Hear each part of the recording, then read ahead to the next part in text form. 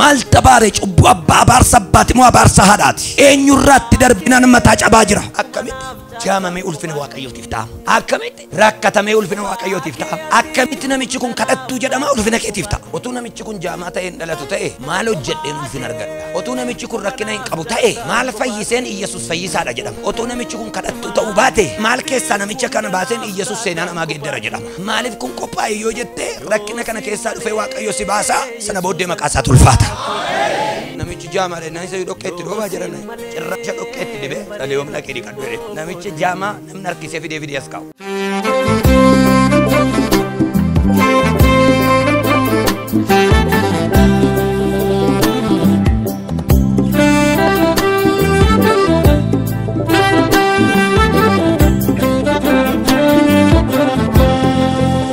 Akkas jedheen isinitti dubbadha. Achumatti dhufee waan biyyi dubbatu mana keetti godhee darban jedha. Achumatti dhufee waan biyyi dubbatu mana keetti godhee darba.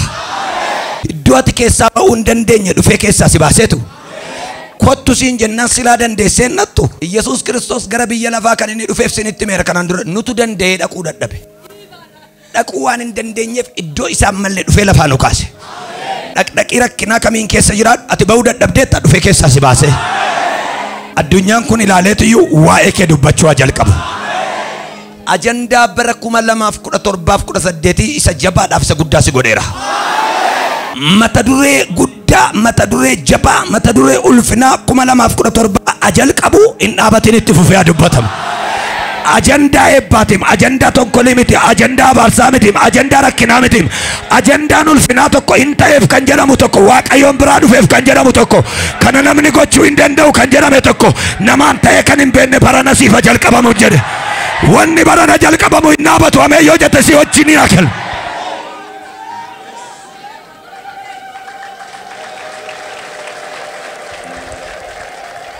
Yisaaq namichi jedhamu bishaan ijoollee isaatiif horii isaatiif fudhate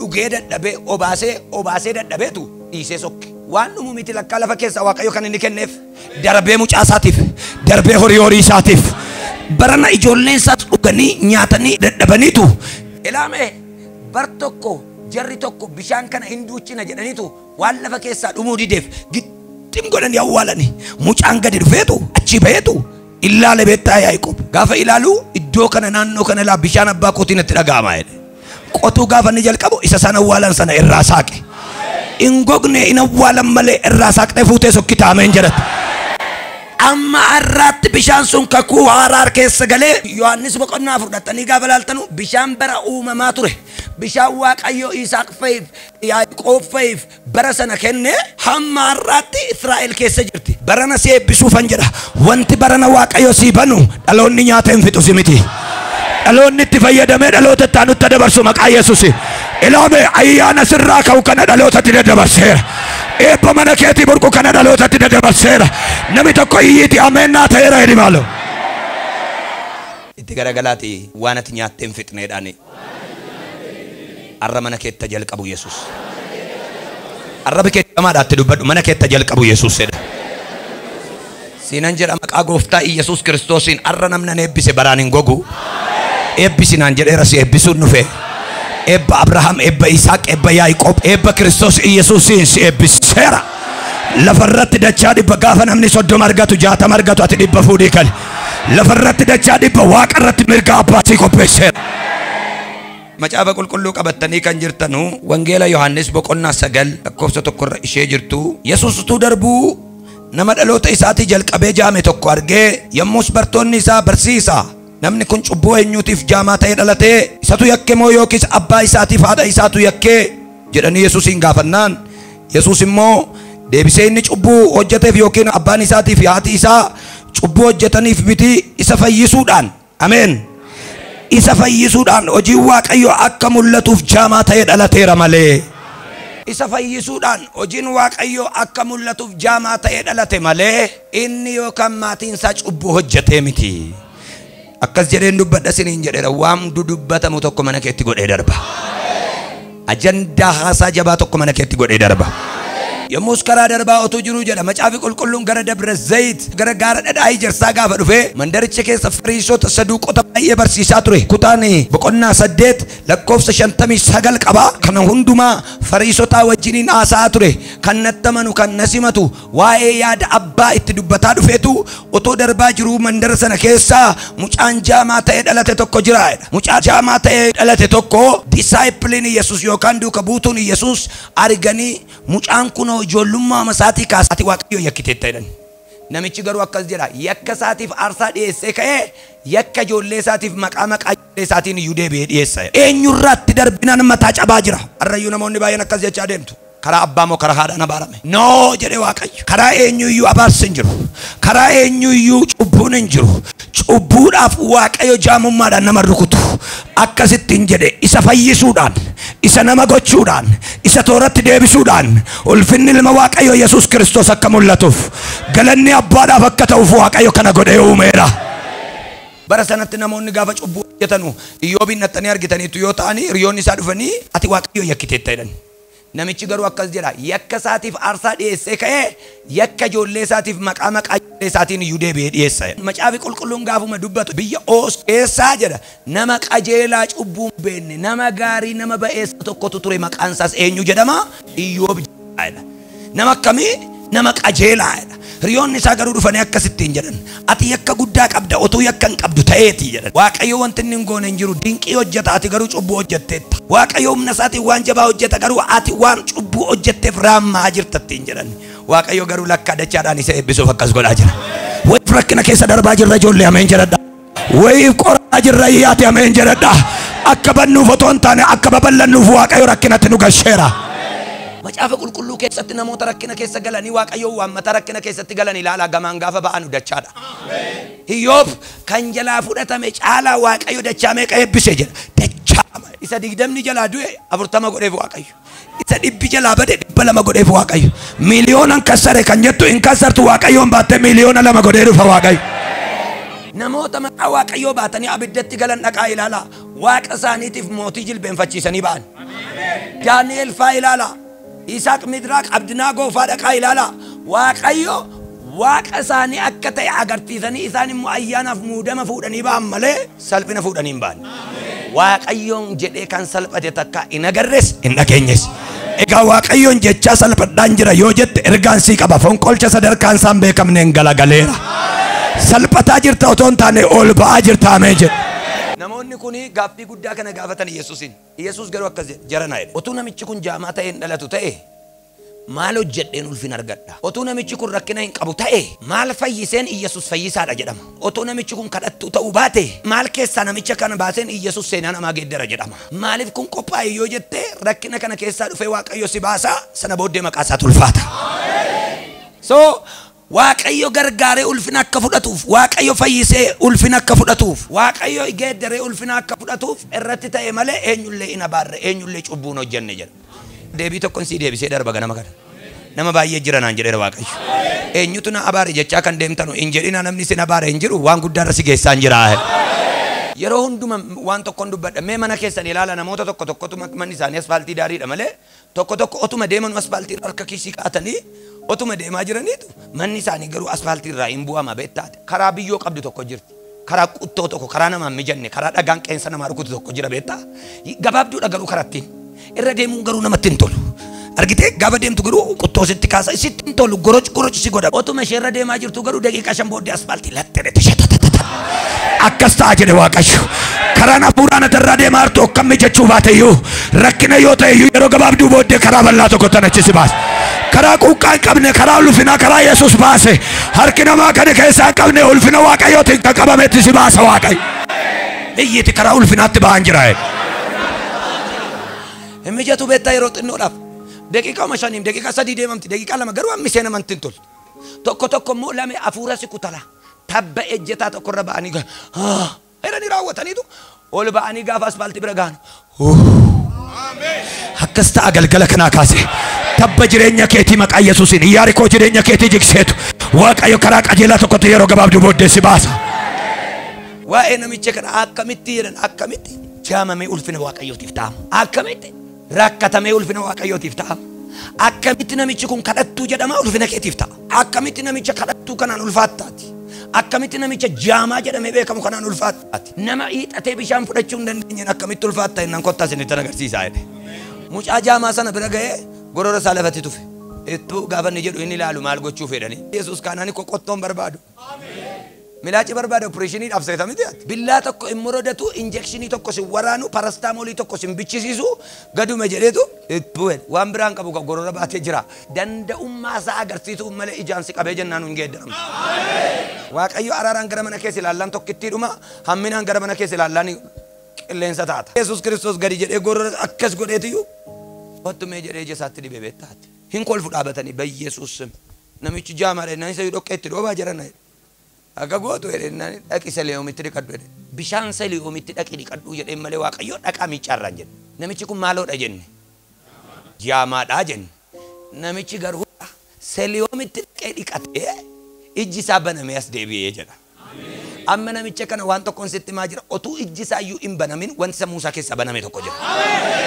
Namicha kanaaf ija foonii duwwaatu baname otoo hin taane otuma ijji isaanii kun jaamaa ta'e iyyuu Seliyoom dhaqee waraabbachuu danda'eera.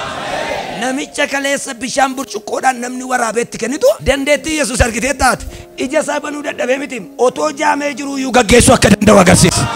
Otuu rakkina keessa aadaa namaa raadiyaannoofa otuu keessaan bayinuu na gaggeessaa jira namni jettu tokko ameen jedhe. Rakkinichuma keessattuu na gaggeessaa jira namni jettu ameen jedhe. Loluma keessattuu jiru iyyuu na gaggeessaa sirratti tawaatee Yesuus jaamaadhaam dhoqqeetti dibee samsee dhaqii Seliyoomitti dhiqadhu jennaani.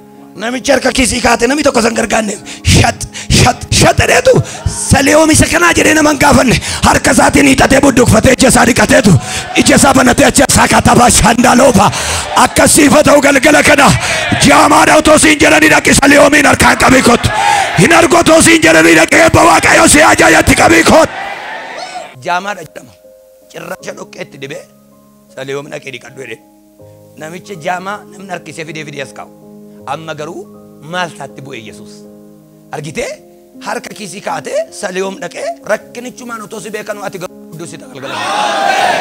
Otuma sammuudaa kee lakkaanu otuma jaamummaan kee laalamu otuma qullaadha jedhanii otuma duwwaadha jedhanii harka kee keessa garuu Seliyoom galeera.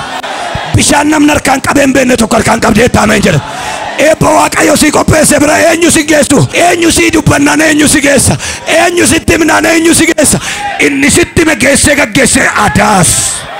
Macaafi qulqulluun akkas jedha warra isa jaallatan gargaaree gara gaariitti eenyutu gaggeessa. Jaallachuu duwwaadha kan sirraa eegamu. Waaqayyoof waan gootu hin qabdu jaallachuu duwwaa jaalladhu malee si gaggeessa. Ergamoota isaatiin gaggeessan jedhu ofuma isaatiif gaggeessa. Eessatti geessa gargaaree tabban baamne baasee allayyaan bu'amne keessaa fuudhee ol fuudhee gara gaara gaarii tokkotti ol baase. Gaara gaarii gaara ejersaarra geessee si dhaafeera. Sanyii qomoo keetti iddoo Waaqayyo dubbateera dhaqee dhaabatu. Jara sanatu jaamaadha moo mucichatu jaamaadha akka jedhee Seliyoomitti dhaqee dhiqadhu jennaan brother manantinaa yoo jaqabaatti adda baafatta. Bishaan takka argeen beekne which one is Seliyoom kami Seliyoom hin jenne maal jette hin jenne Seliyoom dhaqe jettee shatee dhaqee macaafi qulqulluun akkas jedha bishaanicha budduuqsee ija isaa dhiqatee banatee deebi'ee jira. Arra galgalaa kaaseen mudaadhuma keetii wajjin otooti jirtu harka kee keessatti arganii eebbicha harka kee keessatti arganii ulfinicha harka kee keessatti arganii ayyaanicha. Eenyutu geesse namicha kana innan lakkaa Yesuus Kiristoos keessa baneera isheedhuma kana beekaa dhiise malee.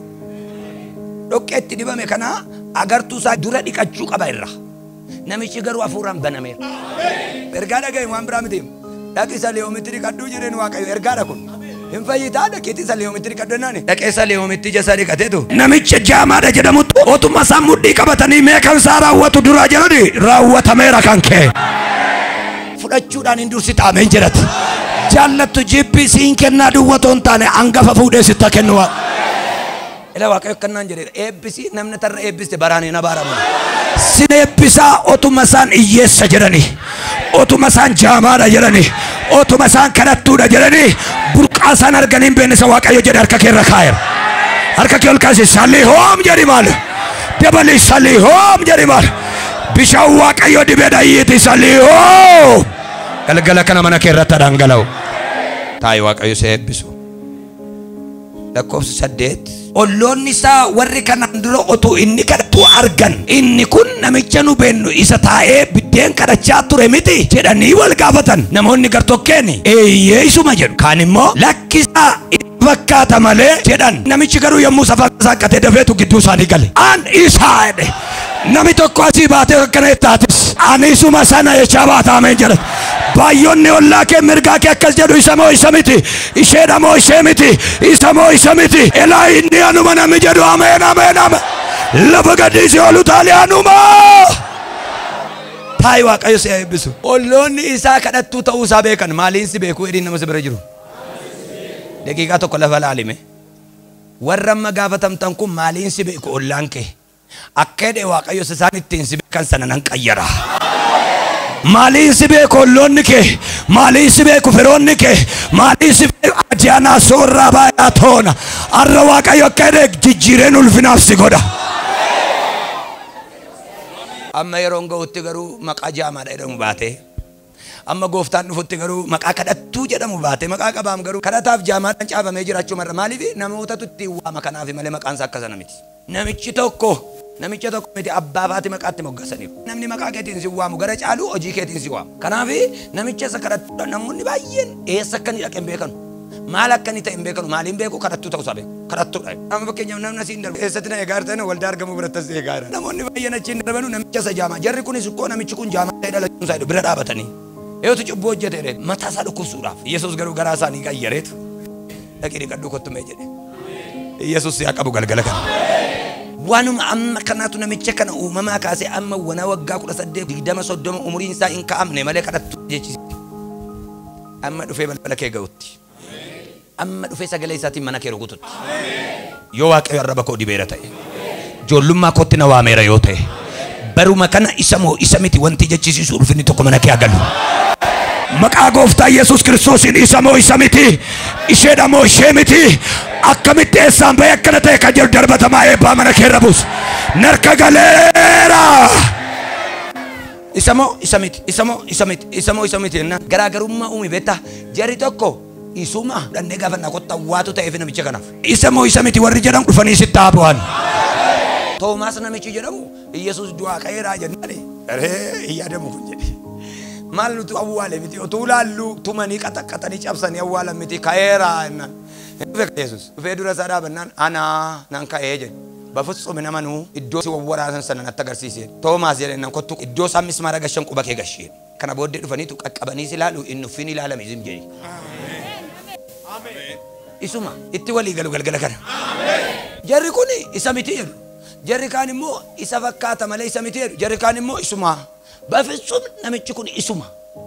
Jarri tokko immoo bafitsum isa miti isa fakkaata malee gidduutti dhaqee qop. Anatu waa'ee koo beekaa calluma jedhaa jedhe. Ilaamee jedheennan namichicha naalirreetti isa jedhamu beektu jedhe. Eeyyee jennaan lafan kadhattuu jedhame daabboo kadhataa turetti. Baay'oonni keessan daabboo iyyuu dhowwattanii darbitanii beektu. Otoon birrii tokko si kadhadhu taamonni 50 natti darbattee kan darbite. Kanatu naan kennitan darbitan baay'eedha. Inni garuu agartuu koo naa deebiseera. Inni garuu waan nama biraa hin kennamne naa kenneera. Inni garuu maqaa kaleessaan irraa kaaseera. Inni garuu ceephoo kaleessaan irraa kaaseera.